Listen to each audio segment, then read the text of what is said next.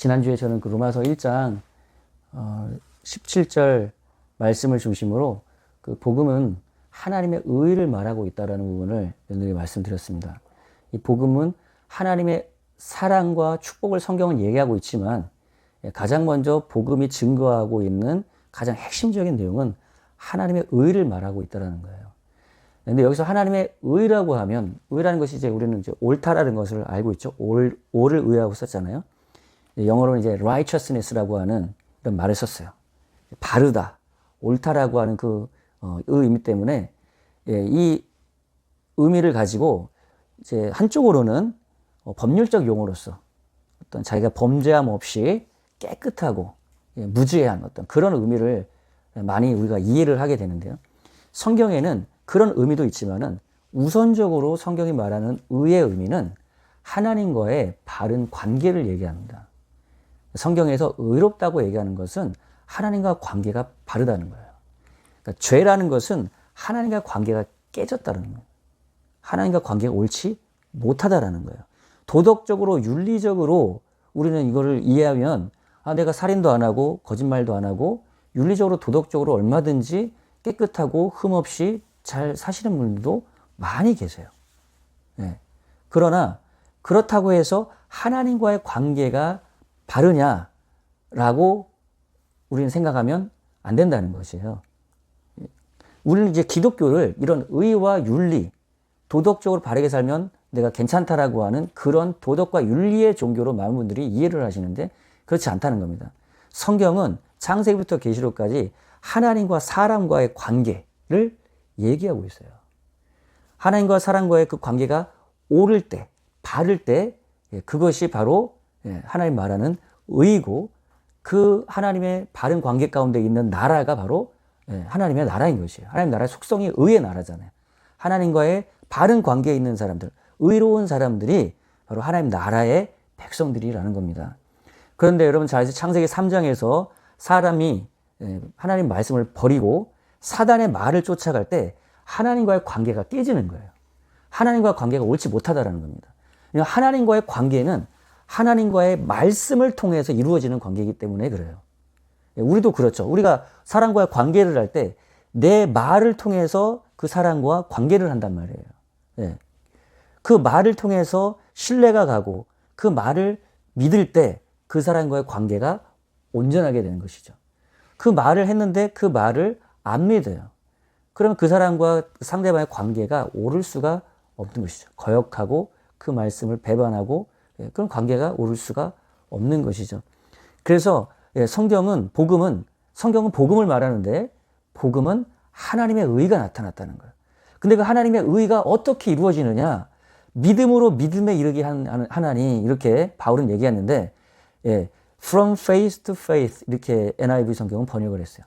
믿음으로부터 믿음에 이르게 된다. 그러니까 하나님의 의는 처음부터도 믿음으로 하나님과의 바른 관계가 이루어지고 마지막까지도 하나님과의 믿음으로 바른 관계가 이루어진다는 거예요.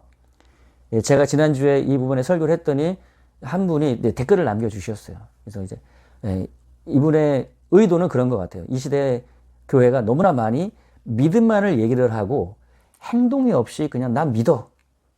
사실은 그 믿음은 하나님이 살아계시다는 것, 하나님이 있다라는 존재를 그냥 인정하는 정도의 믿음. 어떻게 보면 이원론자 같은 비이스트 같은 그런 이제 믿음이죠. 하나님은 살아계신 거 인정을 해. 하지만 그분과의 인격적인 관계와 교제가 없는 그것은 성경이 말하는 성경적인 구원에 이르는 믿음이 아니라는 거예요. 그래서 이분은 이제 그런 부분들을 좀 이렇게 어떻게 보면은 비판하고 행함을 강조하는 행함이 없는 믿음을 이제 강조하기 위해서 이제 그런 댓글을 주셨던 것 같아요. 그래서 이제 많은 사람들이 행함이 없는 그것 때문에 이제 지옥 간다 이런 이제 얘기를 남겨주셨는데 그 의도는 제가 이해를 하겠어요. 하지만 이제 그렇게 이제 사람들이 듣게 되면은 한쪽으로 또 이렇게 생각을 하게 됩니다. 내가 행함이 없어서 지옥 가게 되면 안 되지. 그래서 성경에 나와 있는 하나하나 모든 율법부터 시작해서 성경의 모든 구절들을 하나하나 지켜야 내가 구원에 이를 수 있다라고 하는 그런 강박증에 빠질 수가 있어요. 이것이 바로 율법주의의 덫에 빠지는, 늪에 빠지는 또한 길입니다. 우리는 하나하나의 모든 강령을 성경에 나오는 기록된 율법의 문자들, 기록된 말씀들을 하나하나 지쳐서 그 구원에 하나님과의 그 바른 관계에 이룰 수 있는 사람은 없다고 성경은 분명히 얘기하고 있어요. 그래서 우리는 믿음에서부터 믿음에 이르게 되는데, 그래서 오직 의인은 그 믿음으로 말미암아 산다는 겁니다. 그 믿음으로 말미암아 하나님과 바른 관계가 시작되고 유지가 된다는 거예요. 또 완성이 된다는 거예요. 그래서 성경은 이 믿음을 이해하는 것이 굉장히 중요합니다. 그래서 고린도서 1장 30절에도 우리는 그리스도 예수 안에서 의롭고 거룩하고 구원에 이르게 된다는 거예요. 다른 어떤 것으로도 구원에 의롭게 거룩하게 이룰 수가 없고 오직 그리스도 예수 안에서 우리는 하나님과 관계가 의롭다는 것은 바르게 된다는 것이죠. 그리스도 예수 안에서만 하나님과의 온전한 관계가 이루어진다는 겁니다. 이것을 지켜서 이것을 행해서 이것을 이루어서 이것이 아니라 안식일을 지켜서 주일을 성수해서 11조를 드려서 하나님과 관계가 바라지는 것이 아니라 그리스도 예수 안에서 하나님과 관계가 온전해진다는 거예요. 그리스도 아닌 다른 것을 말하는 다른 방법으로 하나님과의 관계가 바라질 수 있다는 것이 바로 율법주의인 것이에요. 다른 복음인 것입니다. 그래서 로마서 똑같은 3장 20절 뒷부분에 보면 율법의 행위로 그의 앞에 의롭다 하심을 얻을 육체가 없나니 그랬죠. 여러분 율법이 무엇입니까? 잘 한번 생각해 보세요. 율법이 무엇입니까? 율법은 모세가 이스라엘 백성들이 홍해바다를 가르고 애굽의 압제 속에서 구원을 받은 이후에 시내산에서 이스라엘 백성들이 머물렀어요. 그때 구원받은 이스라엘 백성들과 하나님이 모세를 통해서 언약을 맺습니다. 그 언약을 맺을 때 그때 그 언약의 증표로 그 증서로 율법을 주셨던 십계명 돌판 2개를 주셨던 거예요. 무슨 얘기? 구원받은 백성, 구원은 하나님의 전적인 하나님의 능력과 은혜로 구원을 받았습니다. 그 구원받은 백성에게 이제는 구원받은 백성으로서 합당한 삶을 살으라는 거예요. 하나님과의 바른 관계 속에서 살아가라는 거예요. 예전에는 사단의 종살이하면서 바로의 종살이하면서 하나님과 관계에서 떠나서 살았단 말이에요.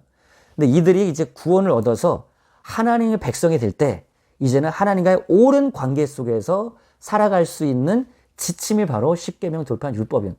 십계명이 10개 율법이지만 603개의 또 다른 율법과 규례들이 있었어요. 613개의 규례를 율법과 규례를 잘 지킬 때 하나님과의 바른 관계가 유지됐던 거예요. 그런데 뒤에 보면은 율법으로는 또 죄를 깨달음이라 이렇게 했죠. 근데 율법의 한계가 뭐냐면 율법은 의롭고 거룩한 법이에요. 그래서 의롭고 거룩한 삶을 살게 요구하고 그것을 지킬 때 하나님과 관계가 바르게 유지가 된다는 거예요. 의롭다는 얘기는. 그런데 이스라엘 백성들은 그렇게 살아갈 수 있는 능력이 없었던 거예요. 그래서 율법으로 또 죄를 깨닫고 율법의 또 다른 기능이에요. 율법은 우리를 의롭게 하는 뿐만 아니라 율법의 또 다른 기능은 죄를 깨달아 우리가 의롭게 살지를 못하기 때문에 율법으로 죄를 또 깨닫는 거예요. 그래서 그 다음에 하나님이 출애굽기 25장부터 40장까지 무엇을 또 준비하셨어요? 성막을 준비하셨단 말이에요. 율법으로 의롭고 거룩한 삶을 요구하지만 그렇게 못 살 때는 성막의 제사 제도를 통해서 죄사함 받을 수 있는 속죄 받을 수 있는 길을 주셨던 거예요. 그래서 그것이 율법의 기능이고 또 율법의 한계였던 거예요. 율법은 의롭고 거룩한 삶을 요구하지만 그렇게 살아갈 수 있는 능력이 없기 때문에 속죄 받을 수 있는 그러한 방편을 또한 주셨던 거예요. 자, 그런데 이제는 새 언약의 시대, 예수 그리스도가 이 땅에 오셔서 그 모든 언약을 완성하신 그 시대에 율법 외에 하나님의 한 의가 나타났다는 거예요. 하나님의 다른 말로 하면 하나님의 의, 하나님과 바른 관계를 이룰 수 있는 그 방법이 율법 외에 다른 방법을 주셨다라는 거예요. 율법 외에 하나님과 바른 관계를 맺을 수 있는 의가 나타났으니 이것은 이미 율법과 선지자들의 증거를 이미 받았다라는 거예요. 무슨 얘기예요? 율법은 모세오경이고 선지자들은 그 나머지의 모든 구약의 글들이 선지자예요. 구약 성경을 얘기하는 겁니다.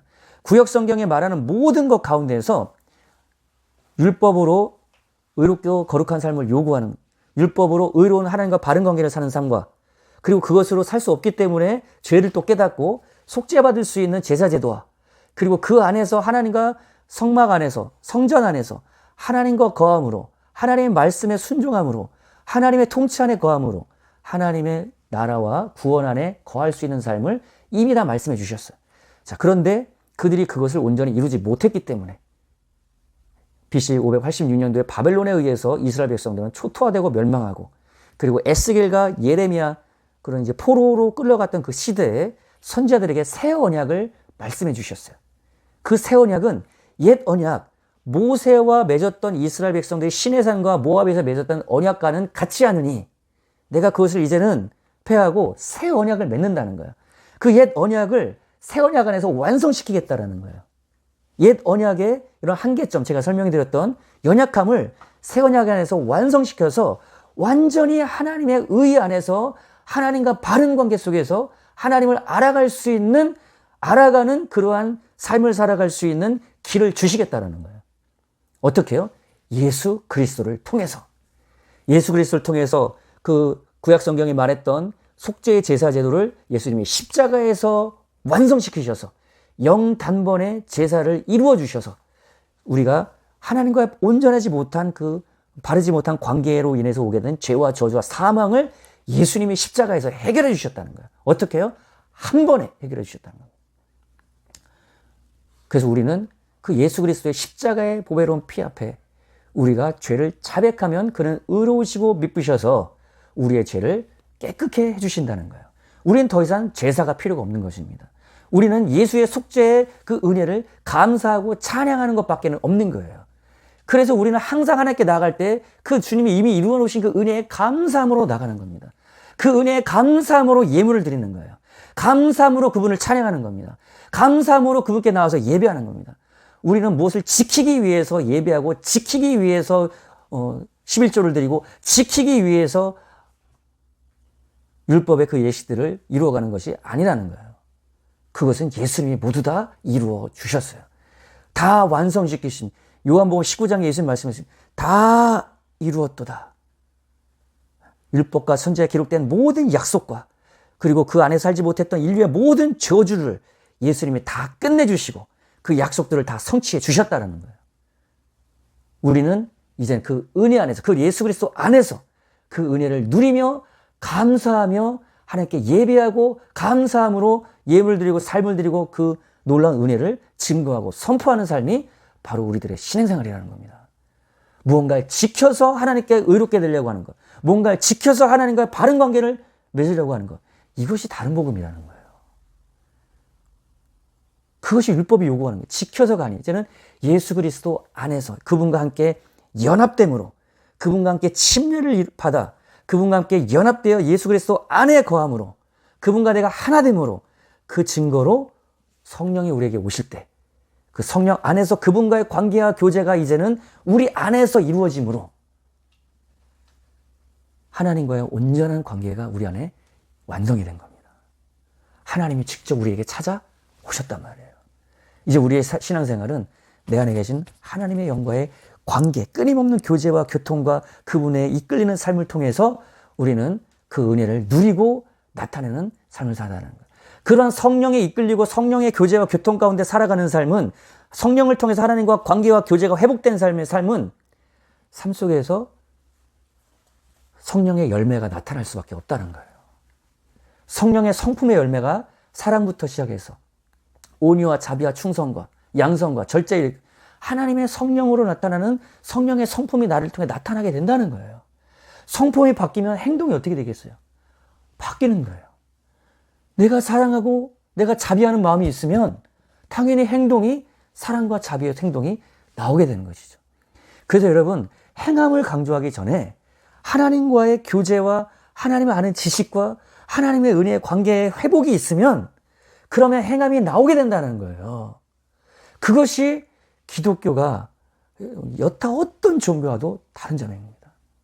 우리 안에 성령으로 은혜가 임해있기 때문에 내 속에서 그분이 사랑과 자비와 양성의 그런 성령의 열매로 내 안에서 역사하시고 생명을 주시고 은혜를 주시기 때문에 자발적으로 기쁨으로 사랑하게 되고 자비를 베풀게 되고 용서하게 되고 섬기게 되고 나눠주게 되고 그렇게 된다는 거예요. 성령 안에 내가 있을 때. 여러분, 공산주의와 기독교의 차이가 무엇입니까? 공산주의는 서로 평등한 삶을 살기 위해서 너 걸 나눠서 다른 사람에게 주라는 거예요. 너 이만큼 가졌잖아. 주라는 거예요. 강제로 합니다. 내 속에 그런 마음이 없는데 강제로 평등이라는 그런 이상을 가지고 그 사람을 어떻게 하면 억압하는 거예요. 여러분, 이 시대에 기독교가 왜 공산주의처럼 바뀌느냐? 그 속에 성령님과의 은혜가 없기 때문에, 그 속에 예수 그리스도로 말미암아 내가 하나님과 바른 관계를 내가 이미 이루었는데, 이것을 지키고 이것을 행하고 이것을 이루어서 이것을 들여서 하나님과 바른 관계를 맺게 만드니 예수 그리스도 안에 있는 그 놀라운 은혜를 누리지를 못하는 겁니다. 행위의 종교, 율법의 종교가 돼버리는 거예요. 그런 사람에게는 안식이 없어요. 왜 그렇습니까? 더 해야 되거든요. 더 지켜야 되거든요. 이 율법의 산은 이렇게 높아서 내가 갈 수가 없는데 이 모든 걸 다 지키라고 얘기하거든요. 이런 행함의 산을 내가 다 할 수가 없는데, 내가 할 수 있는 능력도 생명도 없는데 이것을 다 하라는 거거든요. 이 예배도 드리고 저 예배도 드리고 이것도 행하고 저것도 행하고. 근데 나는 그걸 할 수가 없어. 그래서 삶에 안식이 없는 거예요. 여러분, 복음은 그것이 아니에요. 복음은 이렇게 해서 하나님과 바른 관계가 이루어지는 것이 아니라 예수 그리스도 안에서 그분의 신실하심으로, 그분은 하나님과 완벽한 관계를 이루었던 하나님의 아들이에요. 그래서 우리는 그렇게 할 수 없는 그런 삶을 그분은 사신 분이에요. 그래서 그 예수 그리스도 안에서 내가 거할 때, 그분과 내가 하나로 접붙여질 때 그분의 완벽하신 의와 거룩함으로 나는 의롭고 거룩하게 된다는 것이, 그것이 복음이기 때문에 그 안에서 나는 쉼을 얻는 겁니다. 마태복음 12장에 예수님 그래서 말씀하신 거예요. 수고하고 무거운 짐진 자들아, 다 내게로 오라. 내가 너희를 쉬게 하리라. 말씀하셨던 거예요. 그래서 그분 안에서 우리가 마침내 우리의 영혼이 쉼을 얻는 겁니다. 여러분, 철로역정을 보세요. 철로역정의 그 크리스찬이죠. 그 크리스찬이 이 죄의 짐을 짊어지고 올라가는데 자기가 할 수 없는 그 모든 율법의 성경의 행위의 짐을 지고 안식을 할 수가 없어요. 근데 예수가 그 짐을 벗겨주시니, 그 짐이 끊어지니, 그리고 예수님의 갑옷을 그에게 입혀주시죠. 예수님의 의의 옷을 입혀주시니 그 예수 안에서 진정한 평화와 자유를 누리더라는 겁니다. 여러분, 예수 그리스도 안에 참 평안을 누리시기를 바랍니다. 예수께 오시기 바랍니다. 종교적인 짐을, 율법적인 짐을 여러분 내버리고 예수 그리스도 안으로 들어오시기 바랍니다. 그분의 품 안에서 자유와 생명을 누리시기를 바랍니다. 그 생명이 성령으로 여러분을 지배하고 장악하기 시작하면 그분이 여러분 안에서 생명을 주시고 사랑을 주시고 능력을 주시고 은혜를 주시기 때문에 여러분, 그 은혜 안에서 내가 하고 싶어서 주님을 섬기게 되고, 내가 하고 싶어서 전도하게 되고, 내가 하고 싶어서 교회를 섬기고 예배하고 하나님의 감사해서 기쁨으로 뛰면서 주님을 찬양하게 되는 그런 영광의 예배를 우리 주님께 올려드리는 거예요. 이걸 통해서 주님께 의롭게 되려고 하는 것이 아니라는 겁니다. 이미 예수 안에서 바르게 된 그 관계와 안식과 평안 때문에 감사하며 주님께 나아가는 것이, 그것이 진정한 기독교고 예배라는 것이에요. 예수 그리스도로 믿음으로 말미암아 모든 믿는 자에게 미치는 하나님의 의인이, 바로 이것이 그 얘기입니다. 예수 그리스도를 믿음으로, 예수를 신뢰함으로, 내 주님이 하신 모든 일들을 내가 신뢰함으로, 그분의 십자가의 죽으심과 부활하심과 그분이 하나님 앞에서 완벽한 삶을 이루어 그분이 이루어 놓으신 놀라운 그 사역에 내가 나의 삶을 맡김으로, 그 예수 그리스도를 통해서 이루어지는 하나님과의 바른 관계, 이것은 차별이 없다는 거예요. 차별이 없다. 모든 사람에게 동일한 겁니다. 모든 사람에게. 그래서 4장 19절에도 이렇게 얘기하죠. 믿음이 없어 하나님의 약속을 의심치 않고 믿음으로 견고해져서 하나님께 영광을 돌리며 약속하신 그것을 통해 능히 이루실 줄을 확신하였으니 그러므로 그것이 그에게 위로 여겨졌느니라. 이것은 하나님 아브라함의 그 사례를 가지고 얘기하시는 거예요. 아브라함이 본토 친자 아비 집을 떠났어요. 그리고 너를 말미암아 모든 민족이 복을 얻을 것이라 얘기하셨어요. 그런데 아들이 없었어. 어느 날 하나님이 그에게 나타나셨어요. 하늘의 별들을 보여주면서 너의 후손이 이와 같을 거야 하면서 다시 말씀해 주시죠. 그럴 때 아브라함이 그 말씀을, 그 약속을 믿으니 하나님이 그것을 의롭게 여겼다는 거예요. 하나님 하신 말씀을 믿으니 거기서 뭐 행동한 게 없었어요. 그가 하나님이 하신 말씀을 믿으니 하나님이 의롭게 여기다 하나님과 관계가 달라졌다는 거예요. 하나님 관계가 회복이 됐다는 거예요. 네. 여러분, 하나님의 말씀을 우리가 신뢰하고 인정할 때 어떻게 됩니까? 우리는 또 그 말씀을 따라 살아가게 되죠. 그래서 그 말씀을 다시 한번 믿고 하나님 나에게 후손을 주시겠구나 믿었어요. 그리고 신뢰하면서 아브라함은 살아가게 됐다는 겁니다. 그래서 그것을 의로 여겼다는 거예요. 그것과 마찬가지로 그에게 의로 여겨졌다 기록한 것은 아브라함만을 위한 것이 아니요 의로 여기심을 받을 우리도 위함이니 곧 우리 주 예수 죽은 자 가운데서 살리신 그를 믿는 자니라. 예수님의 십자가의 죽으심과 부활하심을 통해서 우리와 하나님과의 관계를 회복시켜 주신, 우리를 의롭고 거룩하게 해주신 그 하나님을 믿는 자들도, 그렇게 내가 이루어졌다라는 것을 믿는 자도 그렇게 행하셨던 것을 우리는 본 적이 없어요. 2000년 전에 행하셨다고 기록해놨을 뿐이에요. 그러나 그것을 이루겠다라고 하는 그 약속을 예수로 말미암아 2000년 전에 십자가에서 그가 죽으시고 부활하셔서 우리의 죄와 하나님과 관계에서 깨어진 모든 것들을 도말해버리시고 해결해버리시고 부활하시고 성령으로 우리 안에 오셔서 하나님과의 관계를 회복시켜 주셔서 우리를 의롭게 만들어주시고 성령으로 우리 안에 인쳐주셔서 거룩하게 만들어주신, 다시 만들면 거룩하다는 것은 하나님의 소유가 됐다는 거예요. 구별돼서, 세상과 구별돼서, 죄와 구별돼서 하나님의 소유가 되게 했다는 거예요. 그 의로움과 거룩함을 오직 예수 그리스도 안에서 이루어 주셨다는 것을 믿는 자가 바로 그렇게 되더라는 겁니다. 아브라함도 하늘의 별과 같이 너의 후손을 그렇게 만들어 줄게 하는 사실을 믿으니 어떻게 됐습니까? 그 후에 사라의 배가 불러오고 출산을 하게 되더라는 거예요. 우리도 예수님의 십자가 부활을 통해서 우리가 의롭고 거룩하게 됐다는 것을 믿을 때, 입술로 고백하고 시인해서 그것을 믿고 인정하고 그 안에 살아갈 때, 아, 나는 예수 안에 의롭게 됐구나. 예수 안에 난 하나님께 속한 백성이구나. 난 하나님의 자녀구나. 나는 이제 더 이상 죄와 저주와 흑암에 종살이 할 필요가 없구나. 예수 안에 난 자유하구나. 라는 것을 인정하고 믿고 고백하고 찬양하고 감사하며 살 때 실제로 그 예수 안에 있는 의와 거룩한 삶의 능력이 날 때 흘러나오게 된다는 거예요. 그것이 바로 로마서 14장에서도 바울이 얘기하는 겁니다. 하나님의 나라는 먹는 것과 마시는 것이 아니요. 먹는 것, 마시는 것. 이건 음식 규례를 얘기하죠.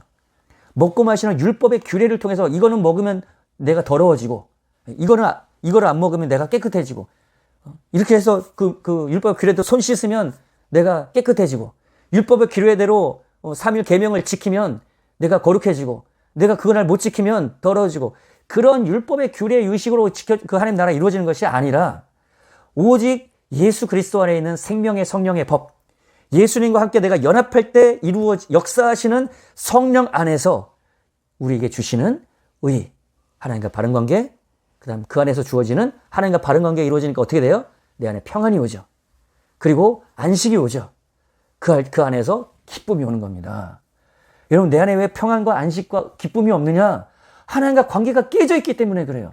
기독교인들은 왜 교회를 그렇게 5년, 10년 이상 다니는데도 하나님 안에서 진정한 안식과 평안과 기쁨이 없느냐? 대부분이 종교주의, 율법주의에 빠져 있기 때문에 그래요. 내가 뭔가를 지키고 내가 뭔가를 이루어서 하나님과 관계를 의롭게 만들려고 하는 이런 다른 복음 율법주의에 빠져 있기 때문에 그렇습니다.